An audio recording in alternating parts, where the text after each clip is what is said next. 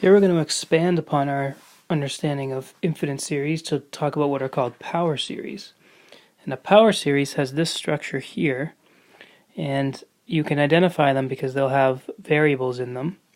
And one that's centered at 0 will have this basic structure. You'll have coefficients in front of increasing powers of x. And it really should have a ... after that as well. These become very important in calculus because they're going to allow us to build Taylor polynomials. And what those allow us to do is represent functions that as polynomials that are not normally written as polynomials. So sine of x, cosine of x, these functions can be expressed as infinite series, and they can be approximated by polynomials, which is very useful. So first let's look at something we know. We know that the geometric series formula here, that applies, but we know that really only applies if the absolute value of r is less than 1. So if we just let our a be a 1 and our r be an x, then we have this equation.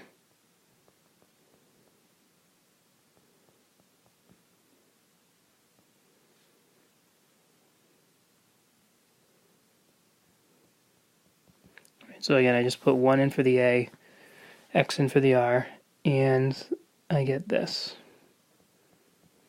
Now this equal sign needs to be looked at pretty carefully because remember, this equation is not always true. So for instance, if I plugged in a 10, the left side's infinity and the right side is negative a ninth. So that's not a true statement. In order to find out when this is true, you'd want to know what the domain of each side is. The domain of this side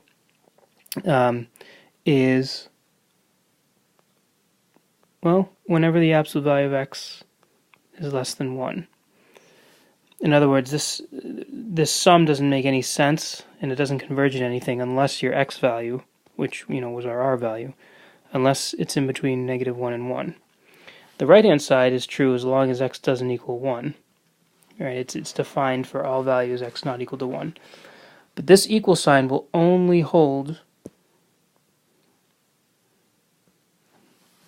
on the overlap of the domains of the two sides, and that happens to be the one on the left. So this has a graphical interpretation as well. If you look over here on the right, I've got in blue 1 over 1 minus x, that rational function, and then in green, or in red rather, I've just graphed 1 plus x squared, and in green I've graphed 1 plus x squared plus x cubed.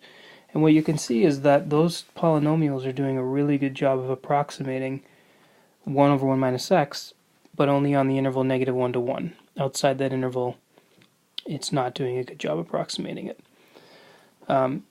So the polynomials that which are the partial sums of this power series here approximate the function itself. But again, this equality will hold as long as you plug in any number whose absolute value is less than 1. Okay, so again we've got our power series centered at 0. They don't have to be centered at 0, they can be centered anywhere. And one centered at a, in general, would have this structure here. And again, it's an infinite series, so I need to put a ... One thing I want to point out right away is that the partial sums are polynomials.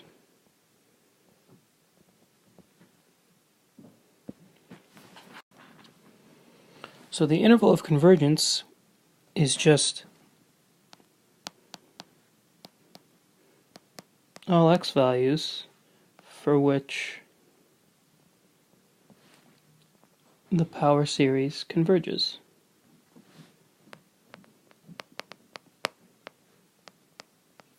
So again, it's the presence of that variable x, which makes this power series a series we need to analyze for specific x values. So the series above the geometric, if you plugged in x equal to 10, that would be a divergent series. So 10 would not be in the interval of convergence. On the other hand, 1/2, for instance, or 1/3, or 0.8887, those are all x values for which that series would converge. So those would be in the interval of convergence. All right, so finding the interval of convergence is something we'll often find even if we can't find what a power series can converge to specifically. So again, power series are defined like by this general structure if centered at 0, and in general centered at A, they have this structure.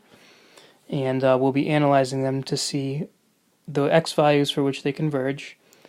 In other words, finding the interval of convergence, and if possible, finding the functions that they actually approximate if you were to consider their partial sums or polynomials. Here we'll look at a series that has the structure of a geometric, and we'll be able to find the center, the sum, and the interval of convergence by viewing it as a geometric. So why can I view this as a geometric? Well, because I can view this, I can rewrite it as x minus 1 all over 2 to the n, right? And so if we just write out the first few terms, you plug in a 0 for n, you get a 1. You plug in a 1, you get x minus 1 over 2. Plug in a 2, you get x minus 1 over 2 squared, etc. Right, so you can see that this has the form of 1 plus r squared, right, which is a geometric in which your first term is a 1. So that means we can find its sum, and we can find the interval of convergence by applying the same rules that we do when we apply when we're analyzing geometric series of numbers. So identifying the center, hopefully it's clear to see that the center is at 1, right? X minus 1 is the term that you see in every successive term. So A equals 1 is our center. To find the sum, we just apply the formula. I'm going to put this in quotes. Our first term over 1 minus r. So in our case, our first term is a 1. Our r value is x minus 1 over 2. So 1 over 1 minus x minus 1 over 2.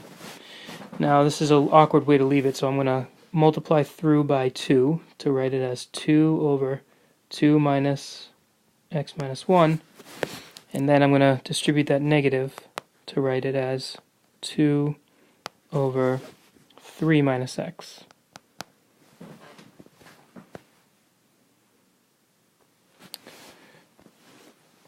Okay, so that's the sum, and what's important about this is the function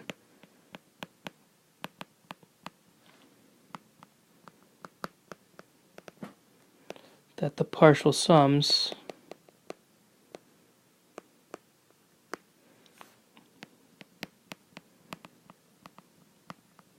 of the series approximate. Right? So just like 1 over 1 minus x from the last example we looked at can be approximated by the series, by the polynomials, which are the partial sums of the series 1 plus x squared. We know that this series above, the partial sums, which are going to be polynomials, will approximate 2 over 3 minus x.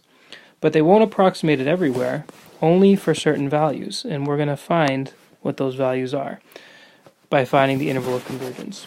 So the interval of convergence, we're going to use the fact that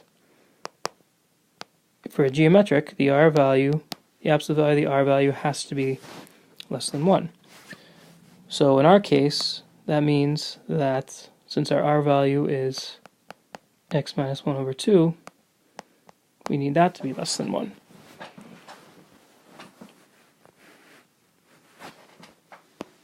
So So if that's less than 1, that's another way of saying that it's in between. Term inside is in between those. Multiplying through by 2, we get negative 2 is less than x minus 1, which is less than 2.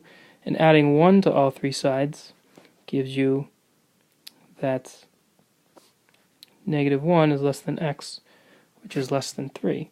And so that is our interval of convergence.